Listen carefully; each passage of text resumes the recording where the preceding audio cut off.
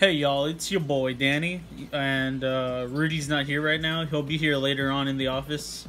Um, uh, I'm gonna go ahead and film a deck remix of a deck that's close to me. It's a little cold in Texas. I'm wearing a sweater and a cardigan. So if my voice sounds a little bit choppy,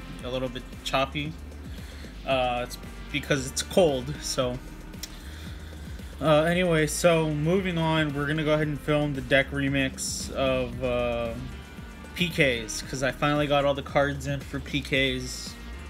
I got all the extra deck cards in, and we have everything we need to trash on other decks. So starting off, I want to talk about also like, comment, and subscribe, and donate. Please, please, please donate. I could really use the donation. Not sounding like a broken record though, not trying to sound like a broken record.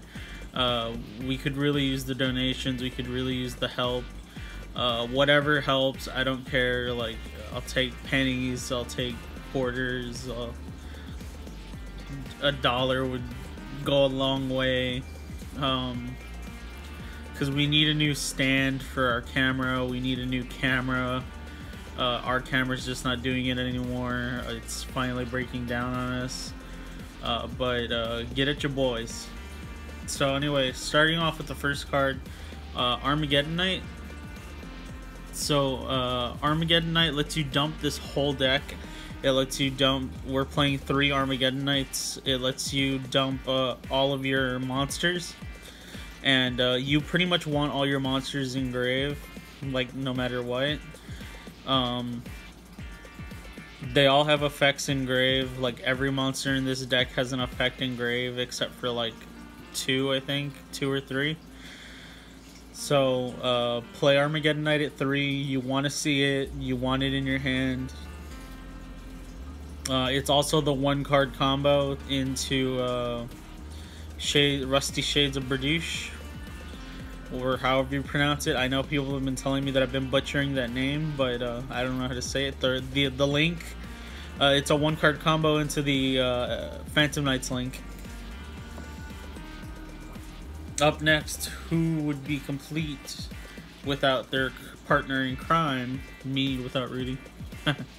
With Malicious. So you want to play 3 Malicious so that you can get the effect off of special summoning it, and special summoning, like spam special summoning. What it does is when it's in grave, you can banish a copy of it to special summon another copy of it. So you banish the 1 copy that you sent to grave off of Armageddon Knight, and then you get the effect off where you get to special summon 1. And from there you link it up into Wee Witch, and then you special summon another one of these guys, and then from there you link Wee Witch and this guy, and you have a Phantom Knights link, and that's your 1-card combo.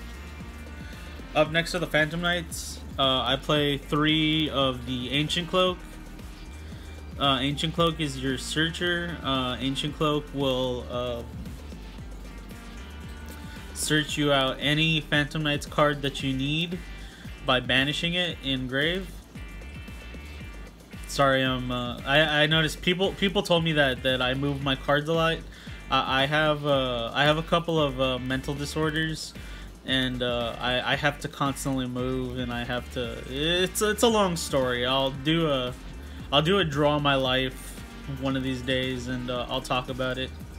So I'll try and stay as steady as possible.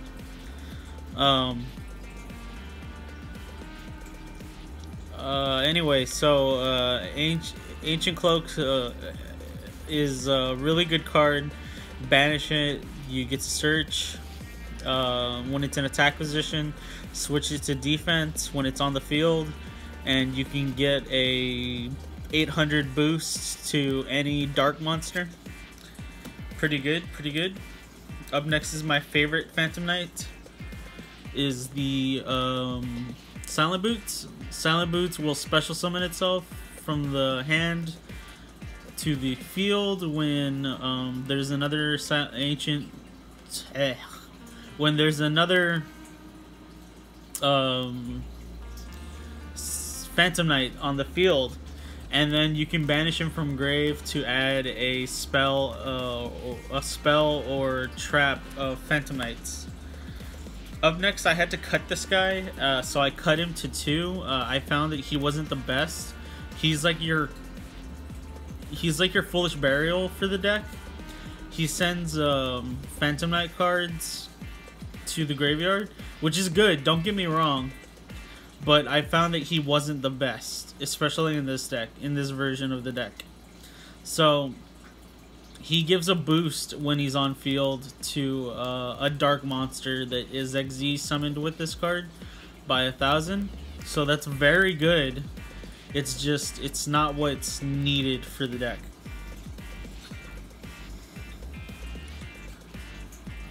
Kagamucha Knight, I play 2 of. You normal summon a level 3, and then you can special summon him out from hand. Very good card, very powerful card. Has zero stats, 0 defense, 0 attack. Will help you out, will save you, get your rank 3 plays off. He's a Dark Warrior. Up next for another Dark Warrior that we have are the Blue Mountain Butterspies.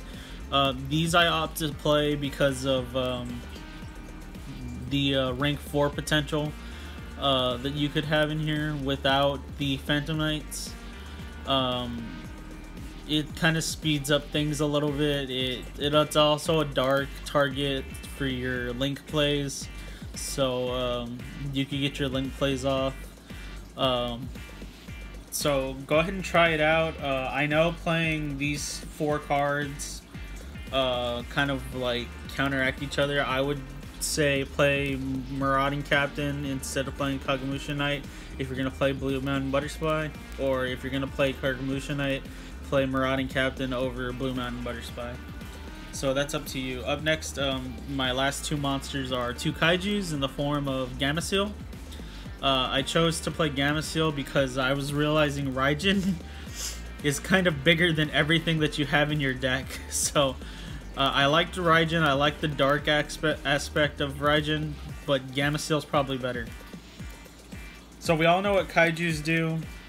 You tribute your opponent's monster, and it goes, and bye-bye. So up next, we're going to talk about our spells. We have the 3 of the Allure of Darkness. What dark deck is complete without Allure of Darkness? My favorite card. Like, literally, this is my favorite card ever since Inzektor format. I remember when this was like pushing like $20 a piece, common. Those were some good days. I'm not even going to lie to you. Those were like some of my favorite days. Up next, we have 2 Called by the Grave. I hate this card, but you need it. It's necessary. I will always say that. I will always tell you that it is necessary. It mitigates your potential hand stoppers, your hand traps that your opponent may play. It also can really hurt your opponent post-game if they are prolonging the games in however they can. If they're prolonging the games and they've wasted their resources, you can go ahead and play that and it will get rid of their resources. Up next, I have finally the 2 Mass Change 2s. You discard a card, target a monster with a level, and you summon a masked hero with a level higher, and you summon Darklaw. So like there's summon Darklaw. That's what it's here for. Up next are my 1-ofs, my 1-of spell. This is why we don't play, there's a lot of 1-ofs, so that's why we don't play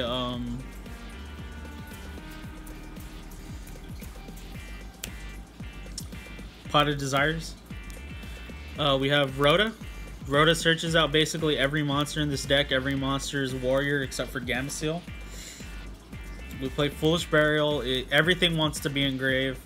I even want to play a Foolish Burial Goods. I just don't have the room for it.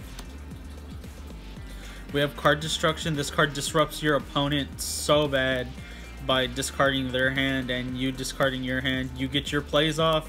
You disrupt your opponent. It's good. It's really good. We have the Phantom Knights of Rank Up Magic launch. This is for Dark Rebellion XZ Dragon to go into Dark Requiem XZ Dragon, one of my favorite monsters. I don't know if I told you guys, but PK is one of my favorite decks ever. I played it for a long time. I was rusty on it at first, but I did play this deck for a long time. So this ranks up the Dark monster without any XZ's material, and ranks it up by 1. So you go into your Dark Requiem Dragon. We play 1 Monster Reborn. On this channel we don't explain Monster Reborn, just play it. Soul Charge, it's game charge. I will explain this. If you Soul Charge, you're probably gonna win.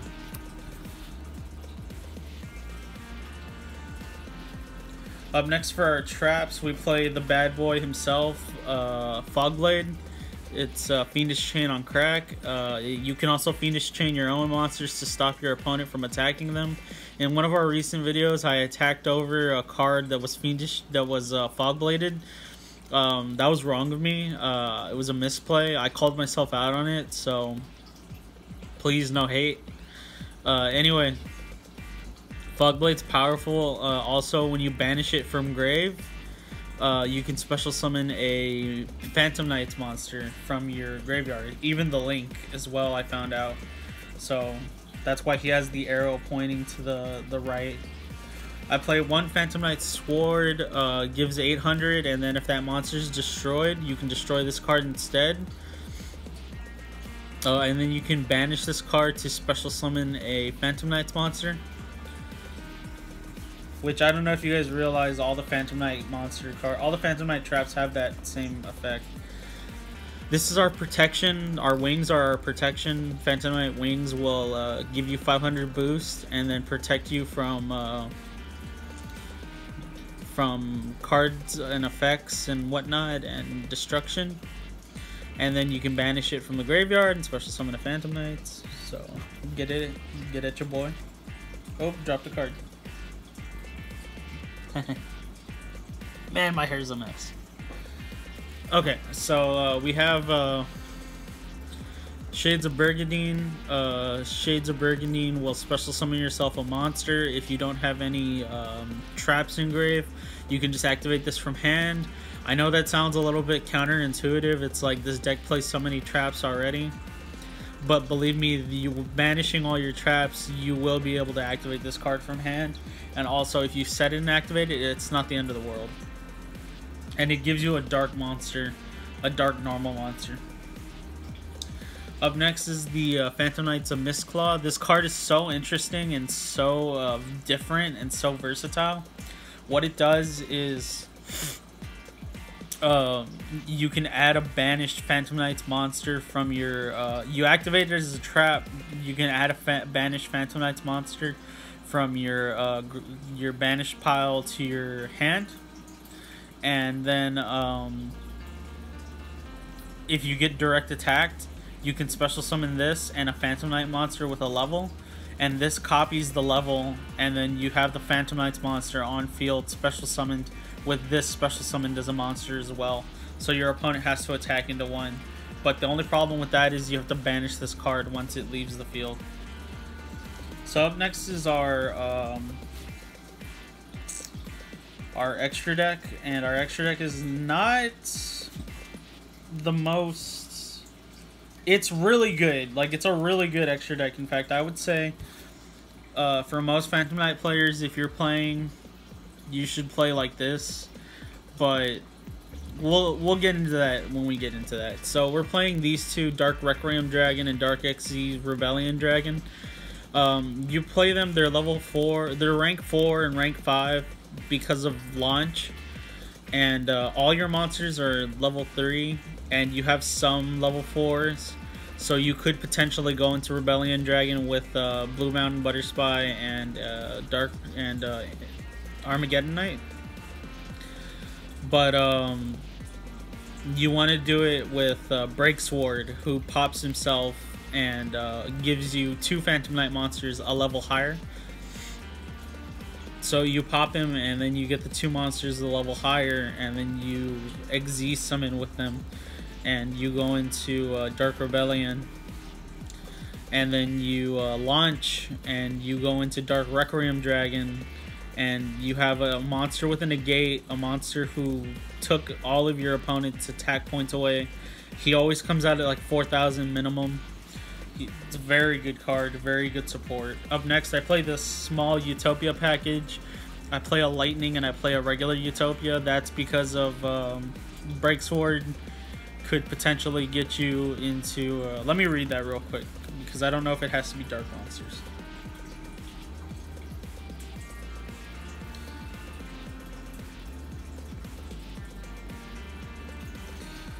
So you could sit on them and you could wait on them and wait for the Dark Monsters to come out, or you could just use Blue Mountain Butter Spy and your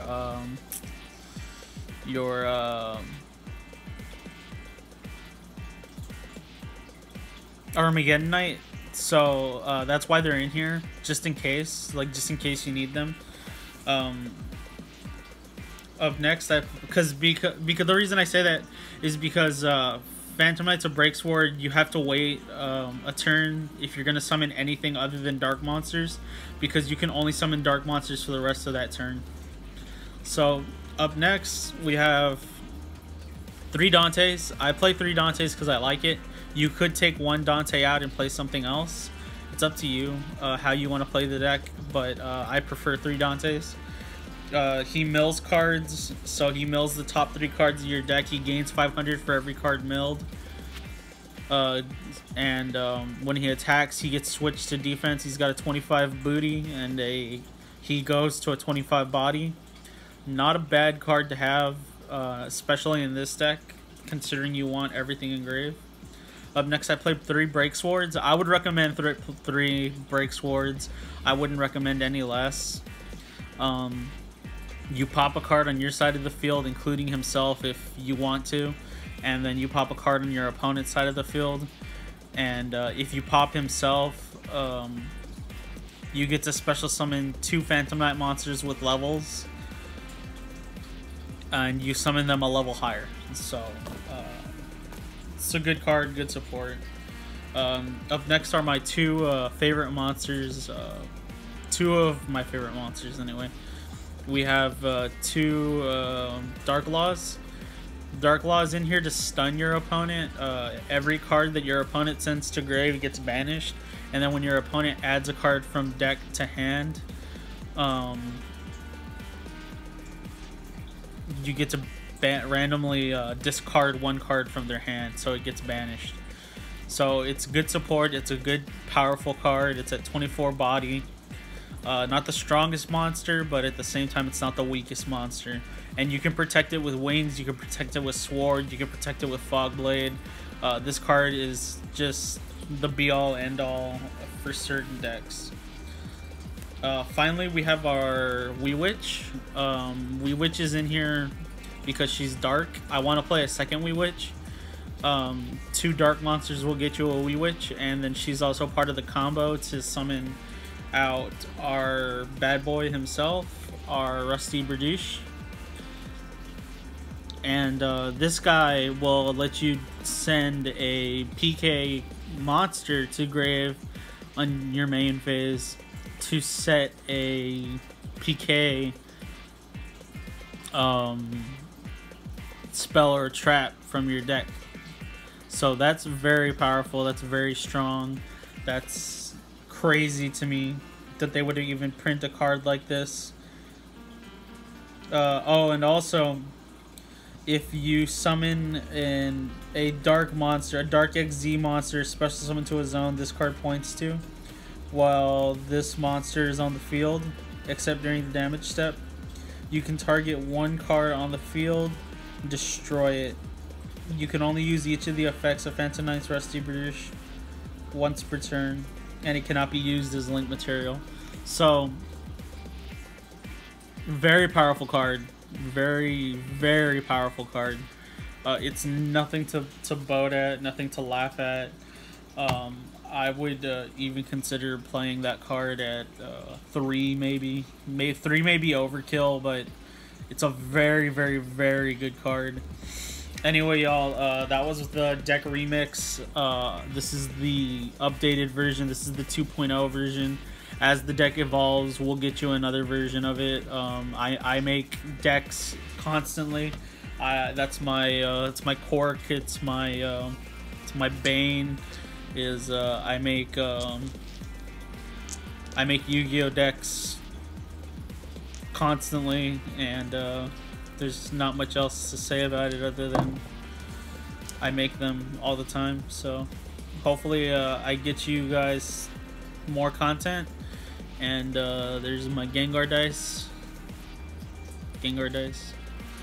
Happy Halloween, y'all. This was a Halloween deck profile. There's Mr. Pumpkin. Happy Halloween. And most importantly, I'd like to say thank you all for being a part of this channel. Thank you all for helping me out. Thank you for commenting. Thank you for liking.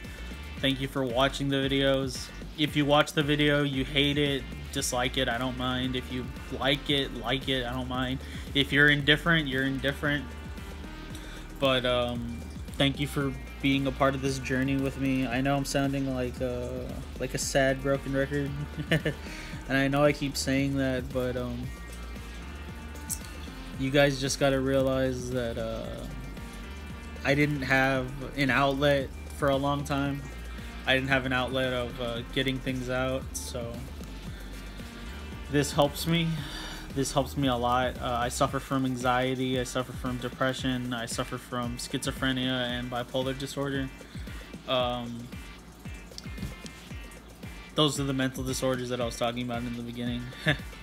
So that's why I'm all shaky and stuff, and that's why like my hands shake, is because I take a lot of meds and they make me shake, and then the anxiety keeps me jumpy, like it keeps me like up and down, up and down, up and down. And that's just a little bit about me, a little bit about the Yugioh behind the camera. So let me see here. We'll go ahead and put that there.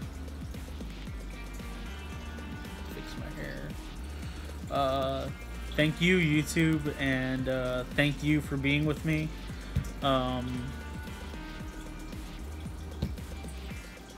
Like, comment, and subscribe. Get at your boy and catch me on turn 2.